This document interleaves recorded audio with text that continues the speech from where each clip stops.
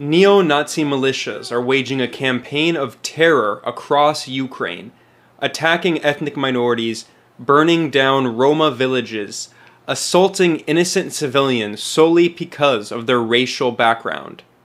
And some of these fascist organizations have gotten direct funding from the Ukrainian state.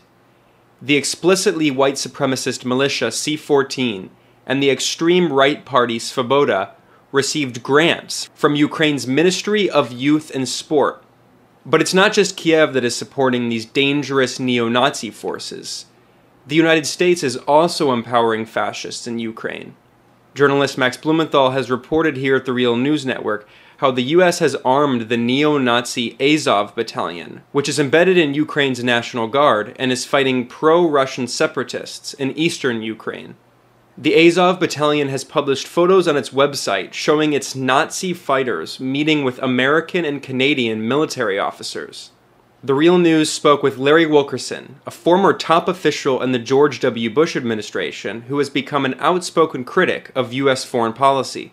Wilkerson strongly condemned this bipartisan U.S. policy of supporting far-right extremists in Ukraine in the name of countering Russia. I've been looking at this situation, and one of the puzzling things about it is how the United States, beginning with Barack Obama and Hillary Clinton, began almost like hold my nose and support those who are opposed to the Russians, supporting these Nazi and Nazi-like groups in Ukraine and elsewhere in Europe too, but principally in Ukraine at that time. And it was very disturbing to both of us because we saw that as empowering a group that at the end of the day does not need any empowerment in Europe. We've been there, done that, seen it, played the ball game.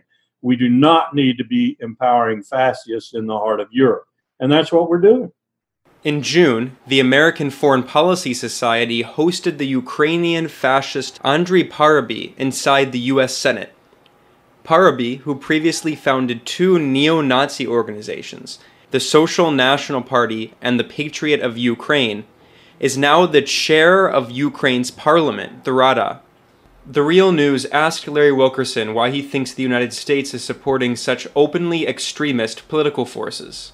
Wilkerson, a retired U.S. Army colonel who was chief of staff to former Secretary of State Colin Powell, said some U.S. politicians simply see Ukrainian far-right extremists as a lesser evil compared to Russia.